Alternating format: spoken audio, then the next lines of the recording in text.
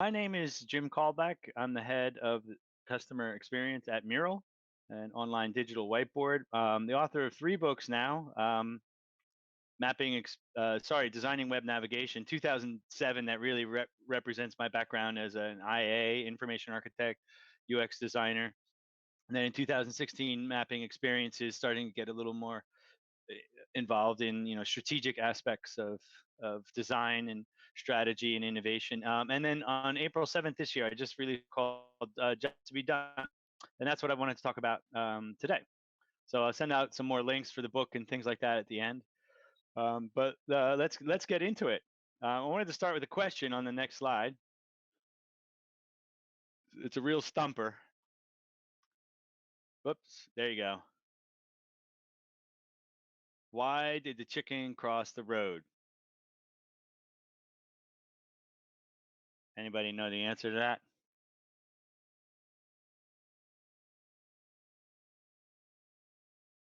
Uh, I just want to do a quick check. Can you? There you go. Thanks. I didn't know if anybody gave me I didn't mean it to be a stumper, but there you go. To get the other side, right? So chicken's trying to cross the road to get to the other side. Okay. If you go to the next slide, I want to look at a customer journey map. I'm just going to assume right now everybody on the call is familiar with the customer journey map. So here's a customer journey map. Let's say, use your imagination, and you work for the Acme Road Crosser. That's an app that helps chickens cross the road. Okay, so chicken wants to get across the road, and you create an app to help chicken cross the road. I create a customer journey map. Here's a customer journey map, typical customer journey map. I mean, it's not a real customer journey map, but has all the elements of a customer journey map. Chicken discovers the app, learns about the app, decides to download the app, right? Those are the actions and the thoughts, and you can see the feelings there as well too. And then after the chicken downloads the app, they do a little onboarding video. Then they use the app to cross the road, and then maybe they recommend the app to their friends, right? So if we look at this story here, I see maps, and again, I wrote the book on mapping experiences where I talk about narrative and storytelling. If you ask yourself, what's the story here? What's the narrative? What is this diagram? What's a customer journey map telling me? And what it's really telling me is, how does the chicken become my customer and use my app, right? Pre-sales, post-sales, land and expand. This is the go-to-market story of the road crosser, right? And as such, it makes a lot of assumptions, and there's a lot of bias in here. There's a lot of ego in here because it assumes a priori that the chicken's even going to use my stupid app to begin with. And this is the story of the chicken using my stupid app, right? But why did the chicken cross the road to get to the other side? There's nothing in here that tells me what the chicken is actually trying to get done. If that's the chicken's job, a customer journey map doesn't tell me about the chicken's job. It tells me about me. It's, how does the chicken discover me? How does the chicken learn about me? How does the chicken select my product if we work for the road crosser, right? So what Jobs to Be Done does is it kind of flips the narrative. And if you go to the next slide, if I want to know about crossing the road, or if that's the chicken's objective, then I think we might need better ways to talk about crossing the road and not finding my app and recommending it to my friends and things like that. So in Jobs to Be Done, what we're really talking about, and I can go through this in a second, is looking at the individual's objective and trying to flip your perspective from seeing the objective that people have through the lens of your product and your brand and your solution, and flipping that around. And your starting point is, what's the person trying to get done? Let me describe that before I layer my brand and all kinds of other things on top of that. So here's what we call a job map. It's an artifact from Jobs to Be Done techniques. And you have the job performer, the person trying to complete an objective. In this case, it's a chicken. And he wants to cross a road, or she wants to cross a road. I even say cross a thoroughfare, because Jobs language intentionally expunges technology, solutions, brands from its language. And I'll talk a little bit more about that. But I don't even say the word road. It could be a sidewalk, it could be a ski slope, could be a hiking trail.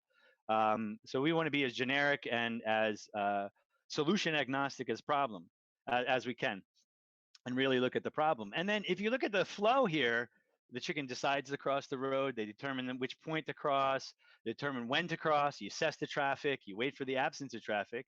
You confirm the absence of traffic. Look both ways. cross the thoroughfare, observe traffic while you're crossing the road, adjust speed if necessary, and then you reach the other side. Right, so that's the flow of crossing the road, and then down below, these are the outcomes. These are the success criteria by which the chicken judges whether it got across the road safely or not. They minimize the chance of getting struck by traffic. You want to reduce the chance of losing its feathers, maximize the ability to pick the best point to cross, and so forth. So in jobs to be done, we're really talking about the story of the individual, the person, the human being, right? Without my brand or my solution or my product involved in the language that we're doing here. So this is a story, if we think about narrative here, this isn't a go-to-market story for the Acme road crosser. This is a story of crossing the road. So if we say, why did the chicken cross the road to get to the other side? If that's the job that chicken wants to get done, jobs to be done gives us a language. It gives us a way to describe getting to the other side, not getting to my app. So that's just a little example to start off with. But if you go to the next slide, what I really see jobs to be done as is it's a language, it's a framework that helps us view individuals in our market, the people that we want to serve as individuals. It's technology independent. And because of that, it's also stable over time.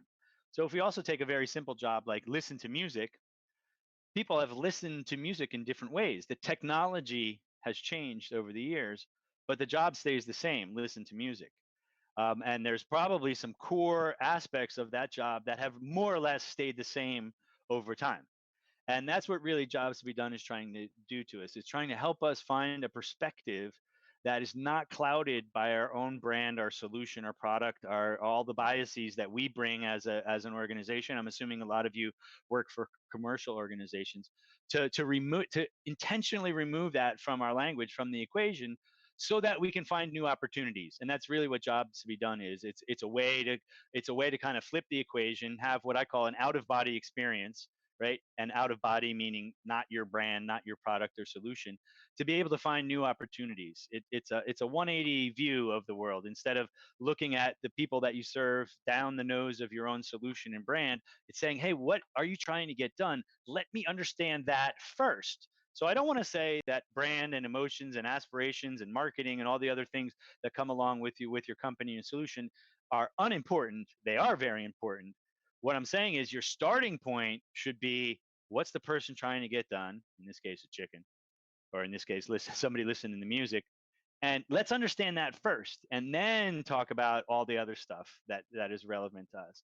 So if you go to the next slide, there's a simple framework that I talk about in the book that allows us to kind of what I call view the outside world or observe the outside world. And I mean that with a capital O, like all the observation that we do, whether it's survey and interviews, looking at metrics, actually watching people, anything that we do to get signals from our market or from the outside world. What Jobs does is it provides a filter that we can take that information, however it's collected, and slot it into these different categories. I can say the who, who am I talking about? Who's the job performer? What are they trying to get done? Trying to get across the road. What's the process for doing that? I just showed the process for doing that. And then what are the outcomes? You can also use the synonym needs there as well too from that process. And what are the circumstances within which that occurs? And in jobs theory, you're kind of filtering otherwise on irregular information, right? If you've ever talked to people or done observations or interviews, they people don't speak in this language on this slide. But what jobs to be done does is it gives us a normalized way to look at what people are doing independent of our own products or any product or solution or technology. And from that, once I've done that, once I've filtered my outside observations and signals from my market into these categories, I can then build models. I can do different things with it, right? I can create a job map, or I can create job stories, or even personas. And there's all kinds of things that I can do once I've adopted this type of language. And I really see jobs to be done as a language. It's a way that we can consciously and explicitly remove ourselves from the equation. Next slide, please. So as a language, there are rules. There's syntax and there's rules, grammar almost of talking about jobs. So what you don't want to do is reference any technology, solutions, or methods. I kind of pointed out. I even removed the word road from my language. it's a thoroughfare, right? Because a road is a specific solution at some level. What you also don't want to do, jobs to be done separates the job, the objective that people have, and the steps to get there from the outcomes. And the outcomes are the qualitative things, the things that people want to improve in their lives. You actually separate those two things. So if you remember the slide I showed of the chicken crossing the road, the job steps, those boxes, were separate from the outcomes. And you also want to have things at a very molecular or atomic level, right? So you don't want to have compound thoughts. And by using these rules of filtering, what you get is basically a lot of building blocks that are pure, quote unquote pure for the jobs to be done method, that you can then use to build up models. They all start with a verb. Job statements start with a verb. It's always from the user perspective. Sometimes I get this where people say, "Oh, the job to be done is to create filters on my web page." It's like, no, that's your job. What the customer wants to do is select the best option from whatever you're talking about. The filter is the solution. So it's always from the user's perspective. The job to be done is not your job. It's what the person is trying to get done. And you want to focus on that objective. I like to say the word objective. It's what is somebody trying to get done? They're at point A, point B, and there's a process to get from point A. I call that an objective, but it happens within circumstances. So the circumstances are important as well too. So these are some of the rules for looking at jobs statements and working with the language. If you go to the next slide, I actually have some examples of how this works, and maybe this will be clear as we kind of drill down here. So I just took a couple of examples. You might, I'm sure folks on the phone here are familiar with user research and consolidating and synthesizing information. Um, in the jobs world, there these rules then apply to have a very normalized way of filtering a lot of information that you might collect. So, for instance, if you found that people want to search by keyword for documents in a database, right? If you work for an online database provider or something like that, um, that's a perfectly fine statement in and of itself. Using the rules of jobs to be done, though, I would criticize this because it includes specific methods. So, keyword search, documents is a technology, database is a technology as well too.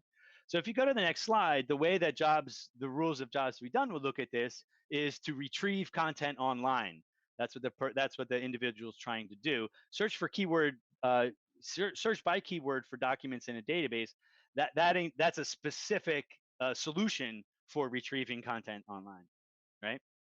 If we look at the next one, then find the cheapest airfares quickly. The word cheapest and the word quickly are outcomes. So again, what I said, jobs to be done separates the job, the objective, and its process, the steps, from the qualitative words cheap and quickly. Those come separately. Those come in outcomes. So we look at outcome statements separate from the job statements. So really, the job here, the objective here, is to find airfares. Whether you did it well or not is whether it's cheap or quickly, but that's a desired outcome. And those are separate things in jobs to be done language. Those are two separate levers that you don't mix up. And then if you look at the last one, I need to research and plan a vacation that my partner and children will enjoy, where there's lots of ands in there, lots of compound thoughts and things like that. It doesn't begin with a verb either. So on the rules slide I showed before, it said they all begin with a verb. So the job in jobs to be done language, we would say plan family vacation. So I just wanted to kind of go through this example to illustrate how jobs to be done is really a language. It's a language that we can take observations that are irregular and come in at different shapes and sizes, different times from different people. Again, if you've ever done any kind of qualitative research, the world does not speak in the way that you need it to come in, and you have to do some kind of synthesis. And jobs to be done really gives us a kind of a meat grinder, a way to take all that information, and what comes out the other side is very, very regular. And there's a rigor around it as well too. Um, Again, by doing that, what that does is it intentionally and explicitly forces you to remove yourself, your product, your brand from the equation. And that is super powerful. It's a view that a lot of companies don't have, right? Marketing, even a lot of UX research that I've seen, there's always something in there about the product, the interface, the solution. And by flipping that around, by using some of the intentional mechanisms that I just demonstrated here, you're able to see things a little bit differently and spot opportunities differently. So if you go to the next slide, there are lots of different techniques in the jobs to be done canon. Um, some people think jobs is a single method, and some people position it that way. I don't. There have been lots of people. Jobs to be done has been around for over 3 decades, so it's not new. Even though there's a lot of hype around it right now, it's actually not new at all.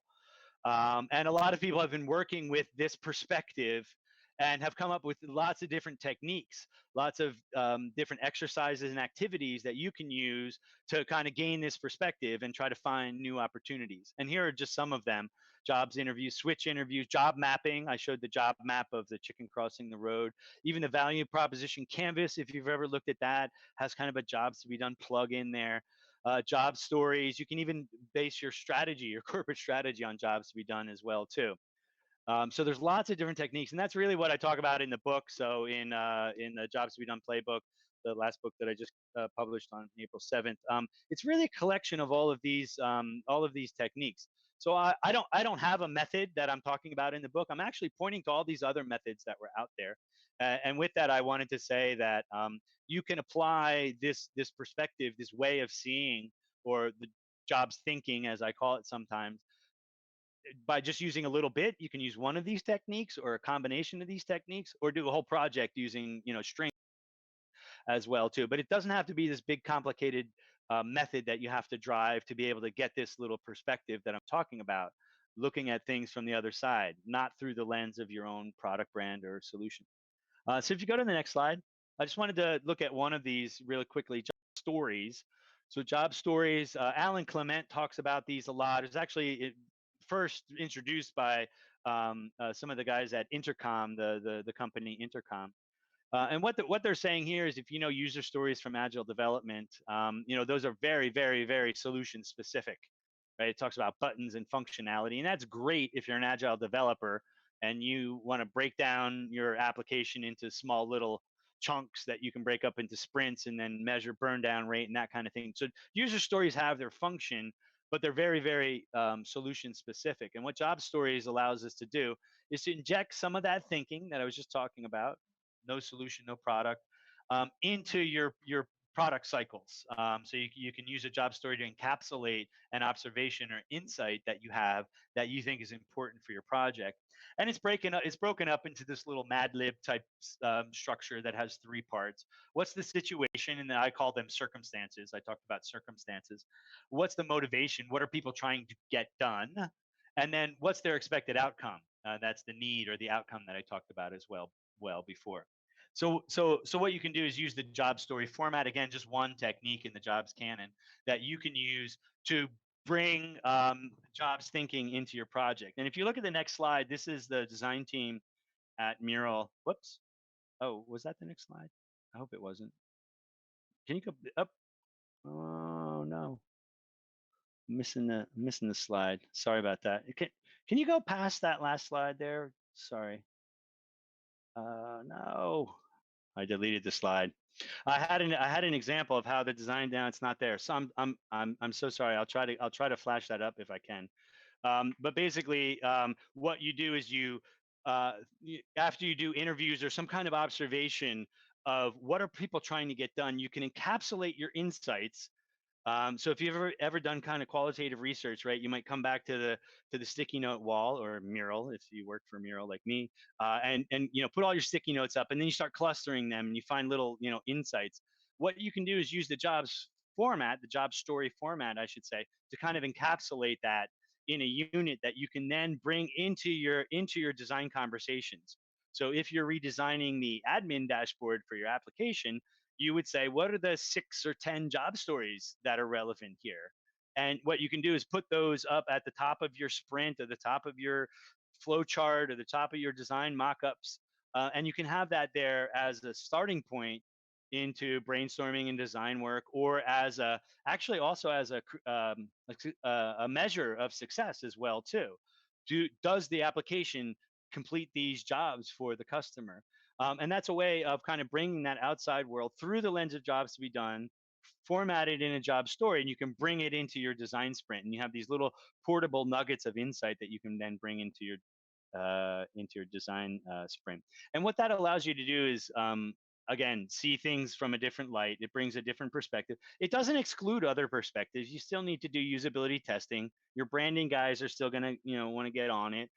Legal reviews, all those things still happen, but it adds another level of conversation, right? You're not talking about the color of buttons or your brand, or the strategic importance of that homepage, or whatever you have.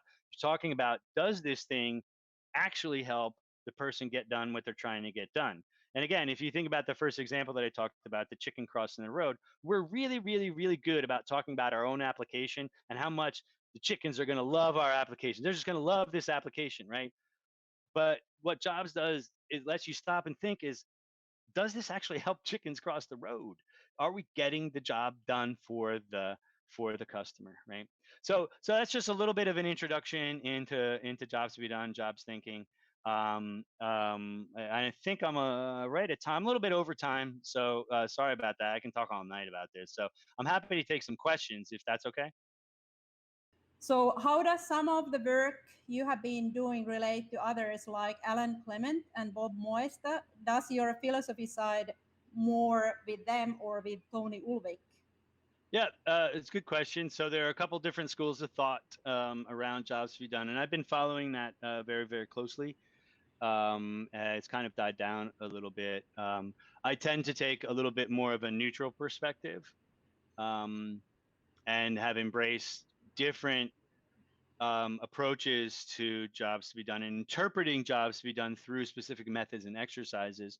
I think for me, as long as it gives you that perspective, that mindset shift, that new way of seeing, for me, it does what jobs to be done needs to get done. And things like switch interviews and some of those techniques are actually very, very good at doing that.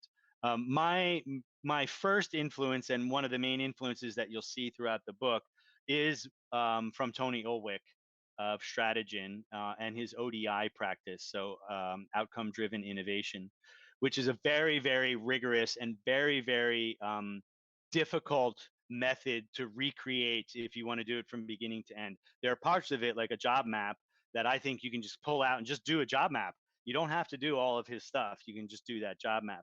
So that's one way that I differ, is I've kind of atomized a lot of the jobs techniques into separate things. You can even just do jobs interviews and then come to conclusions from that.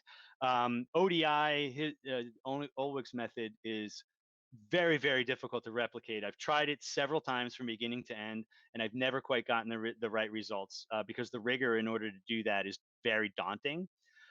So my framework, you could say, is a little bit inspired by him, broken down into terms that mere mortals can understand and drive. But at the same time, I'm able to explain and embrace other perspectives as well too. Cool. Right. Thank you. So the next question we have is, how can jobs to be done be applied to UX in the context of new ways to deliver healthcare? Healthcare specifically, I think, and one of the reasons why I like the chicken story is because I kind of wanted to show that you can think about jobs to be done pretty much for everything. So the healthcare field, what you would do is say, what are the objectives that people have in healthcare? And I'm not quite sure if you're a doctor or patient or a lab technician. There's lots of different job performers and lots of different objectives that they have. So what you need to do when you're thinking about jobs to be done, the first thing you need to do is scope your field of vision, right? Anytime you do research, you need to scope your field of vision, right? What is the problem space that I'm aiming at, and what am I trying to understand? And that usually has a question of a who and a what, right? Whose problem are you trying to solve, and what problem frame are you looking at? And once you do that, you can apply that to any field. So the healthcare field, you can absolutely use jobs to be done in the healthcare field. But what you want to do, for me, one of the key components of jobs language and the framework that I showed is the process, the job map. I see the job map as absolutely fundamental. It's so insightful, and there's so many things you can do with the job map actually. That if you understand the who and the what I would recommend is break it down into a job map and use that as a springboard into discussion and analysis from there. Thank you. So while we're at the topic of job maps, I'm going to sort of ask, field some related questions. Okay. There's one question. Do you change the job map at all if you are evaluating it for an enterprise or organization versus an individual? And yeah, let's take that. Then there's a follow-up. But okay. Well, I think fundamentally the who, you'd have to define the who first, and that would have to be a person. So I don't know if you'd have a job map for an organization. That's an interesting thought, but it would be who in that organization is trying to get something done. So the job map would be specific to a job performer and even the circumstances under which you're doing that job, which is another layer as well too.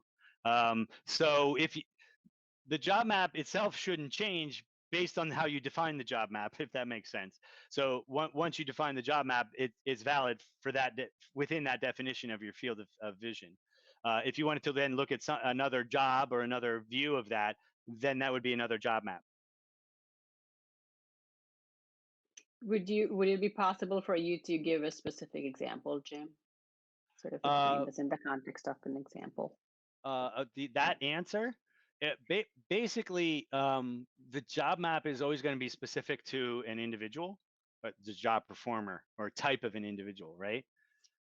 So you wouldn't have a job map that has that morphs into different things depending on how you're looking at it. You would have two job maps if you had two different perspectives that you're trying to map out.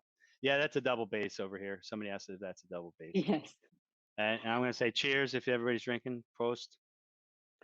Thank you. Yeah. So basically, what I'm hearing is that if there are multiple stakeholders, you have to have a job map for each of those stakeholders. Yes, depending on how you say stakeholders, defining stakeholders. So it's a job performer. If those stakeholders are performing the same job, then you can have one job map for multiple stakeholders. But you would define the way that you define the stakeholder is by the job they're trying to get done. If that it's makes about sense. the jobs, not the it's people. it's about the jobs and the people. So what jobs be done and by the way, that doesn't mean you don't need personas, because there's this whole myth out there that jobs be done replaces personas. It doesn't. It just focuses on what people are trying to get done more than their psychodemographics or even the person itself. So the unit of analysis in jobs language is the what, the main job or the objective that people have, and the how, the process of doing that. That's your fundamental starting point. You can layer on personality and things after that, but you're not starting from those different personalities first, if that makes sense. So a lot of jobs to be done, by the way. It's really about it's not saying throw away all the other methods and techniques and understanding that you have. It's almost about a process. That what jobs to be done says is to improve and to innovate and to find new um, opportunities for innovation, or business opportunities, new opportunities for growth. Start with the objective that people are trying to get done. Strip everything else away. It's a bare bones. It's bare bones. What are people? Who is trying to get what done, and understand that process. And then you can start talking about things like, oh, there's different flavors of people, there's different personas there. And then you can start talking about things like, what are their life aspirations, or what are our brand objectives, and you can layer that on later. But the first unit of analysis, the core, the spine of building a solution, you need to get down to that bare bones thing. How did the chicken cross? Why did the chicken cross the road to get to the other side? Do you understand getting to the other side? That's your starting point for trying to find improvement and opportunity. And the other things are step two. So to some degree, jobs to be done it's almost a process. It's saying let's start innovation and improvement there, and then layer on the other things around brand and marketing and personas and psychographics in a second step, if that makes sense. That does make sense. So it's about outcomes first, and then what you need to do to get to those outcomes. Exactly. Instead of saying, I have this product, and then let me understand you through the lens of my product, is saying, let me understand you, and then talk about my product. Right? That makes sense. Yeah. So there was one very specific question to related to one of your slides. Elena, do you mind going back to the one which had the language and it had incorrect and correct? Yeah. Okay, let's keep going. Somebody found a mistake. I always hate this No, I think it was. I make a mistake on Hang on. me trying to That's it. correct people. Come back. Hey, no, stop. Go forward one. Yeah, and then click once, and then one more. Okay, and you can click the third one or freeze. Yeah. That's fine. Yeah. The question here was, you know, the second and the third line in the correct column. Yeah. It says find airfares, plan family vacation, Yes. whereas the first one says retrieve content online. Why is Yeah. it specific to online? Yeah. So the rules, I forget if I had that in the rules, but I mentioned that I had 5 elements in my framework. It's the who, the job performer, the what, the main job, the how, the process, the why, the outcomes. But then I also had the word circumstances, right? And you can, to be more specific about your field of vision, right? So the question is, at what level do I want to innovate? At what level do I want to improve things? Um, and so you can focus your field of vision in even closer by using those circumstances, right? So if I wanted to say, why did the chicken cross the road? To get to the other side in the rain, I can add a qualifying circumstance to my job to narrow it down, right? Because for me that's important. I'm using the word online here as a circumstantial qualifier.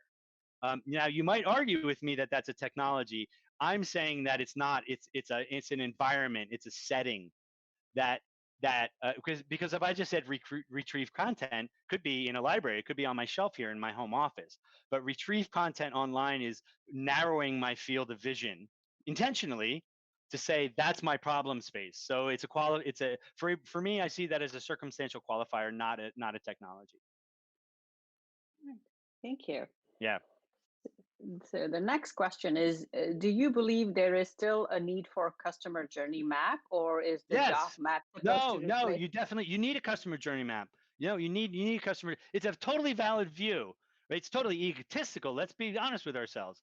Customer journey map is totally egotistical, right? It's us telling our own story to ourselves. It can't be more egotistical, but it's super important to understand that. Of course, I want people to find my stupid chicken crossing app. Of course, I want them to recommend it to other people. Of course, I want to promote that and make that a nice experience, both for the chicken and then I see the benefit of it. So it's a totally valid view, but it's a complete. Let's be honest though. It has nothing to do with crossing the road. That's my own go-to-market story. So you need that view, and I often use it like this: it's orthogonal, and then the jobs view is it kind of crosses that, but it's an orthogonal view. So it's actually you need both, and you want to see things from both sides of the fence, right? So, Jim, if you were to kind of oversimplify it, because there is a question here, how can I apply jobs to be done into my current UX workflow? And so, Yeah, if you were to sort of take it up a notch, yeah, high level, yeah, sort of, how would you where would you peg it in, in that yeah. UX workflow? Good question.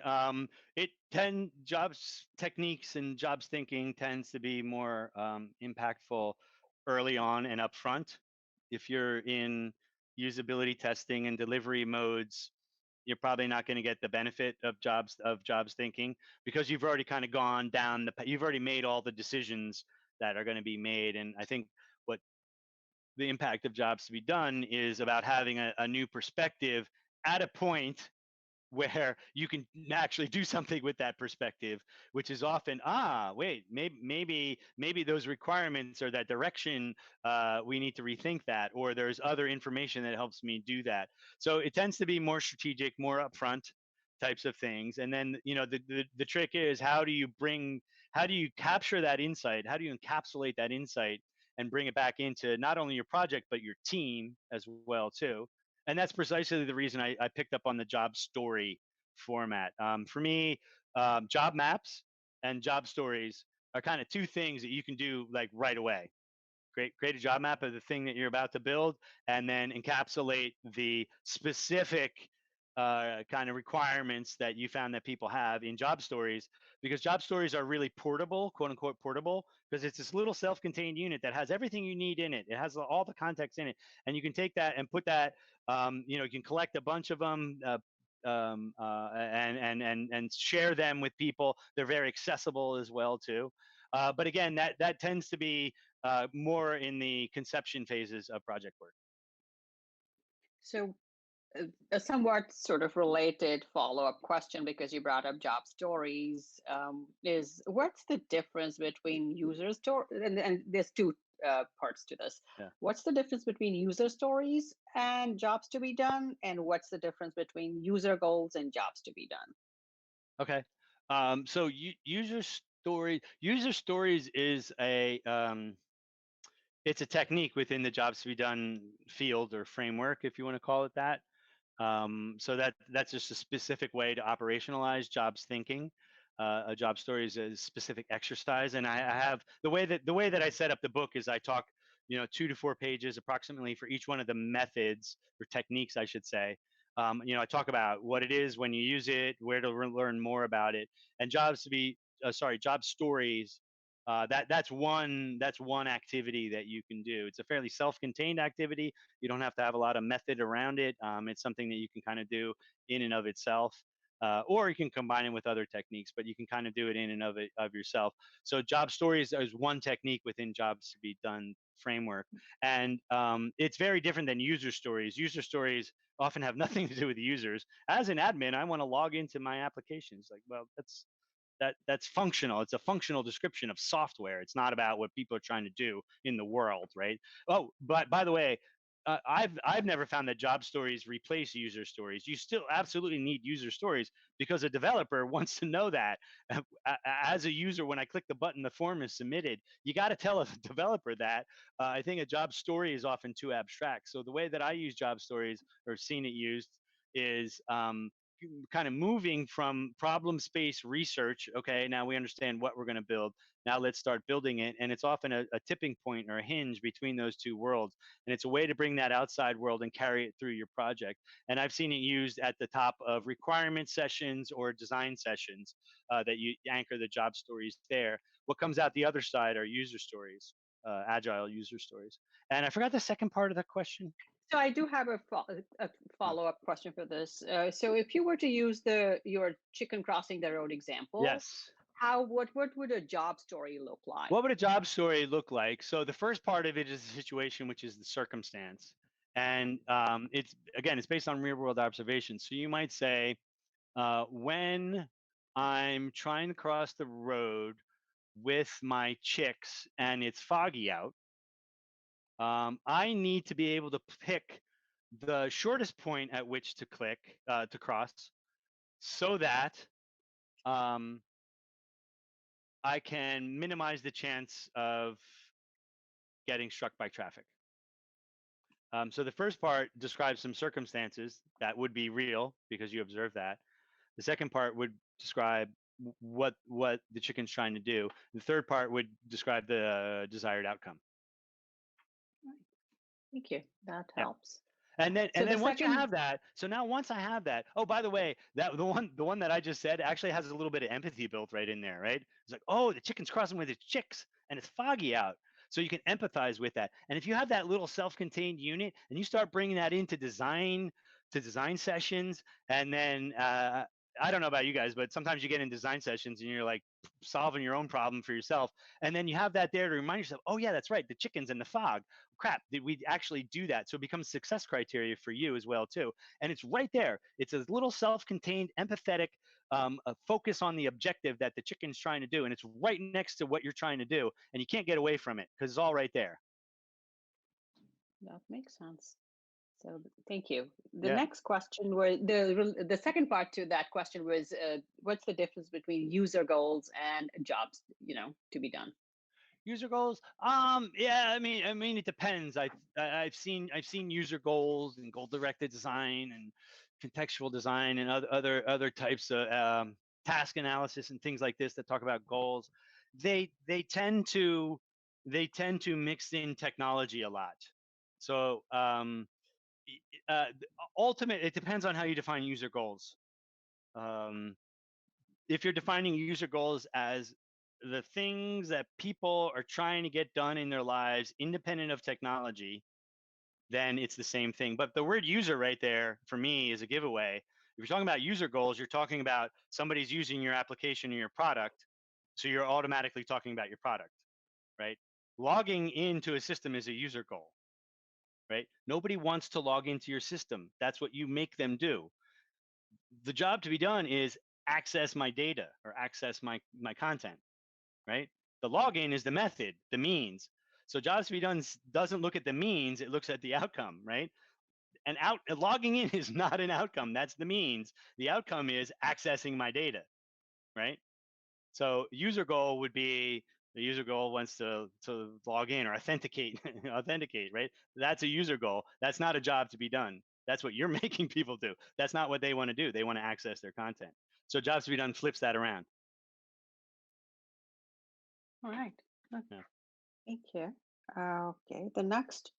So this is a slightly different question. It is, what are ways to speak to non-design team members um, and let them know how jobs to be done is solving the problem that the product is trying to address?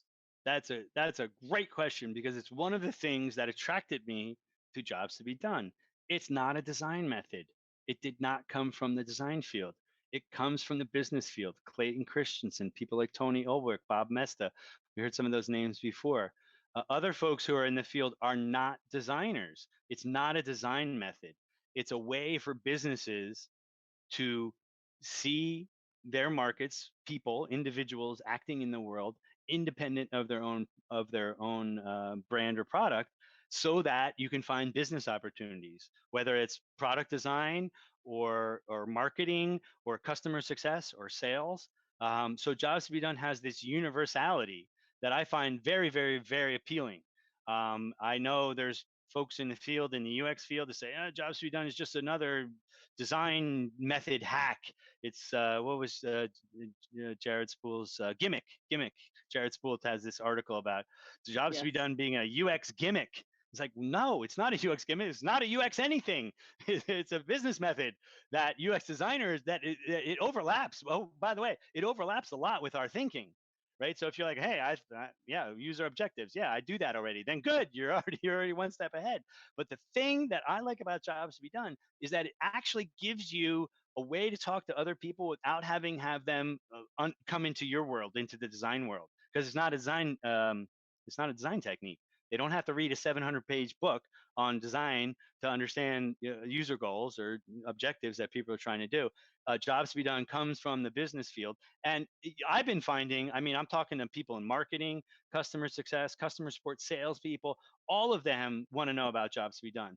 So the way that the reason why I call jobs to be done a language is because it's a universal language that allows you to say, hey, here's the job story. Now you have that job story when I'm trying to cross the road with my chicks in the fog, and I want to be able to select the narrowest point in the road so I can get to the other side without getting struck by traffic. Once I have that, you can talk to your marketing person about that because there's no product in there, there's no brand in there, right? So it becomes a universal language that you can talk about with throughout your organization. And that's also how I wrote the book.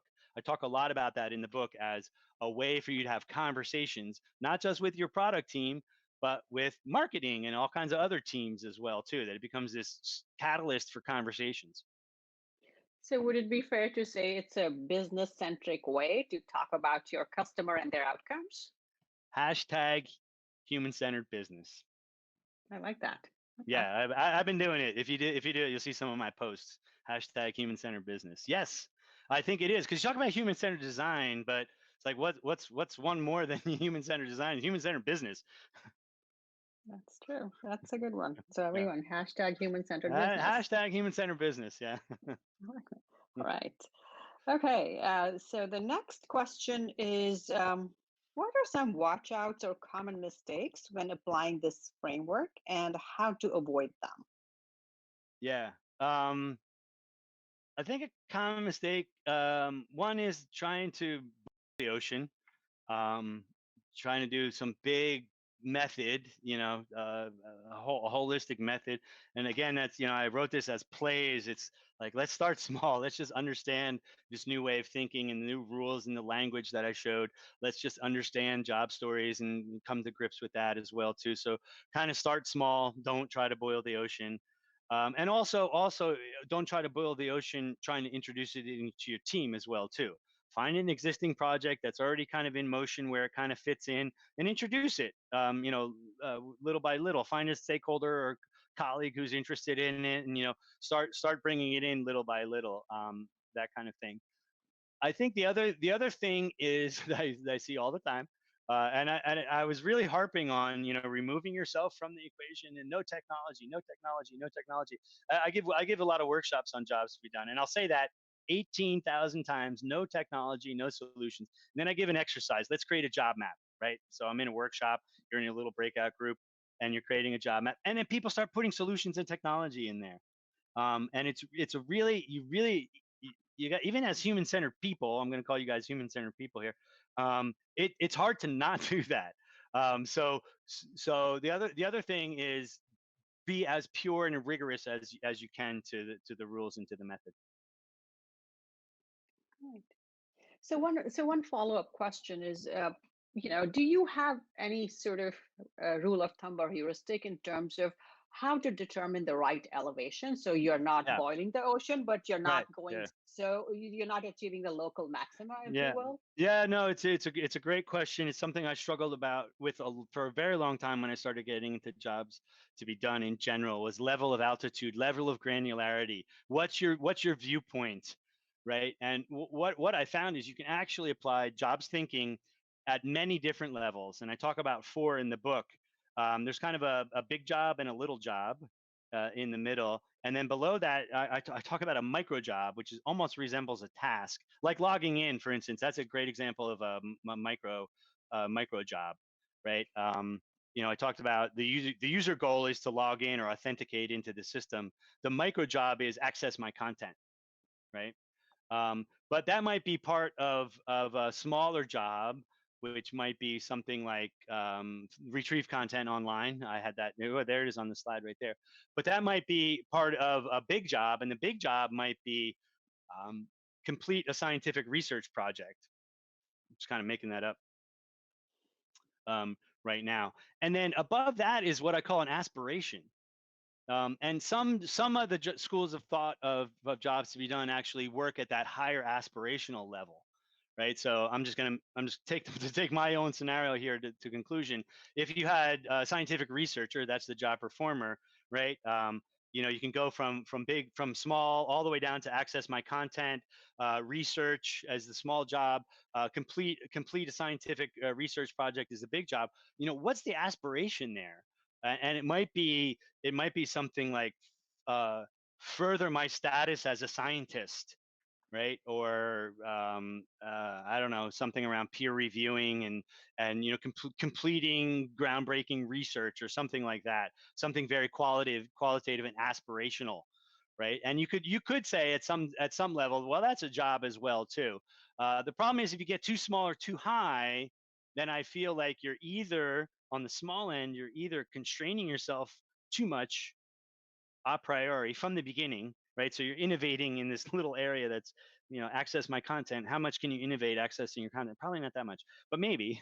And then, or if you start from that high level, the problem with starting with an aspiration, the problem with starting with an aspiration is there's often many, many, many ways that you can solve that. And what I like about kind of the middle zone, the big job or the small job as your starting point, is those are things that you can usually affect or change or address, right? And I don't know about you guys, but I've done lots of brainstorming sessions and design sprints and innovation labs or whatever you want to call them, where you're swinging for the fences. You're trying to meet that aspirational goal.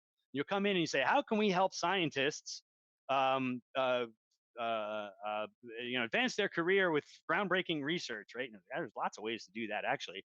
And actually, what your product is or what your business the business that you're in, is actually way, way, way smaller than that, right? Which is it's a great aspiration to have, but I don't think that's the starting point for innovation and improvement. So bringing it down to the big job or the small job, kind of in that middle there, is a better place to start. Again, it's about a process. It's where do we start? The aspiration is really important to know, but that shouldn't be your starting point. The starting point should be, I want to do scientific research, right? Okay, let's solve that problem. And then once you do that, you can say, okay, but why are they trying to do that? Then you can go up a level after you've solved that, though, right? So I talk about 4 levels of jobs: a micro job, small job, big job, and aspirational job. And typically, you'll find you want to work in kind of that middle level. And it takes a little bit. I try. It took me a long time to try to put that in words, because I still don't have a good answer for it. It's a feeling that you got. How big is too big? Is it bigger than a bread box? You're going to ask yourself that a lot. But that's the first thing you have to do, is kind of scope your level of altitude. So not only do you have to scope your field of vision, you also have to scope your level of altitude. And I would say don't go too high or too small. That makes sense. Thank you. It does make sense. That's good, because it's Well, at least 9:30 and this is my second glass of wine. So I hope no, I'm glad it makes makes sense. sense in the sense that there is no right, there is no it's not an exact science, right? It's not an exact science. The question you need to ask is, at what level do I want to innovate, or at what level do I want to improve? Right. And if you want to say retrieve content, you can say that. If you want to say retrieve content online, you can say that. If you want to say retrieve content online with my chicks in the fog, you can say that too. I don't know what that means, but you can scope your field of vision to your needs. To some extent, you can use your business Well, outcome as a way to guide you, right? Um, I think so. Or your organizational outcome. And right. when we do any kind of research, we always know that, right? So if I work for an insurance company, I'm not going to do field research and ask people how they listen to classical music. So, wait, what? Oh, I'm over here. Like, there's always a here that you have to kind of define first. Is, oh, I'm in the insurance business. Let's ask people about insurance, right? So you always have to kind of scope Right. that. And I think what Jobs to be Done does is it actually helps to scope things a little bit better, to be honest with you. But that takes a little bit of Fingerspitzengefühl, as we say in German. True. I don't, I think the example that we have on the screen is a good one, right? The online is, hey, if yeah, I'm in the right, business of only correct. offering this online, that's a Yeah. constraint. So let's just put it there. Correct. I could say Right. retrieve content from my personal library. That's completely different. That's a completely different context, right? Because I have a little personal library right here, and that's a super interesting thing to understand. How do people organize their own information, and how do they retrieve content from their personal library? I look for the color of the book, right? I remember, oh, that's the color of the book, right? That's super interesting to know, but a completely different problem to solve than retrieving content online, right? All right. Absolutely. So I'm doing a time check. I have one more question, if that's Okay, okay with you. it And then is. I think we should be done. We've already Right. posted the links to your webinar and workshop. So Okay, great. so everyone, Jim is, go ahead and register for this webinar if you'd like. And Jim is also conducting a workshop. Uh, and the workshop is with. Do you want to tell our listeners? Yeah. Sure. It's a workshop that I'm running together with my business partner, 2.5 hours. And we have two different ways to participate. There's what we call a participant experience, and you can be actually in the workshop. And then there's the view only experience, where you actually be watching that. So you get to hear me talk about Jobs to be Done, explain it to other people, but you won't be in the workshop group. And that's a different price ticket there. I think there's only view only left. I'm not 100% sure. But in any event, it'll be about 2.5 hours. And I'll talk about Jobs to be Done, interviews, job maps, and job stories, and we're going to do the activities together. And where can people pick up your book? Because there was a question about job map examples It's right. and It's right there. resources. Right there So, in the chat. oh, I there it just is. put it in the Oh, you chat. There did. you All go. right. Okay. All Yeah. right. So there is a link to Jim's book. That's where you can find job map examples and resources to apply jobs to be done. Yep. And the last question is, do you find the concept of hiring and firing products useful? Yeah, I think I do. I think that's kind of a wrapper around which we can explain why Jobs to be Done isn't important, and what does it do for you. It actually helps you. It's a theory. It's a theory that predicts why people buy or hire products and services, and they hire products and services to get a job done. And with that job, so that's the job. With that job comes success criteria or the outcomes, right? So you want to understand the objective that people have and the process, and the outcomes that they want from that. And that's the reason, that's the motivation. It's really a commercial market theory of why do people hire products is to get a job done. So that's kind of the explanation of the why do we need this perspective. And again, it kind of flips things around. Instead of seeing people as 35-year-old males that live in the Midwest and earn $35,000 a year, that's complete psychographic demographic. It flips that around and says, well, what are people actually trying to get done? Because that's the real reason why people want to hire a product or buy a product. Jobs to be known also says that people don't buy products; they pull them into their lives, right? Which is an slight difference, but it's an interesting difference. So purchase, implies like a transaction. Pulling a solution into my life means that I have a gap, I have a void. I'm trying to get something done, and I pull things into my life to help me get those things done, like a glass of wine. This has lots of different jobs that we can talk about. On that note, thank you so much for your There you go. time. We enjoyed drinking with you There you go. and listening to you. So thank you. Appreciate you taking the time. I know it's late for you, but Yeah. it was a pleasure, and Yeah. I think you've given us a lot to think about. All Thank you right. so I'm much. I'm glad. Thanks so much for having me, and thanks everyone for joining and for sharing the conversation and the wine. All right. Take All right. care. All right. Take care, everybody. Thank you. Bye. Bye. Bye. Thank- Thanks, everyone.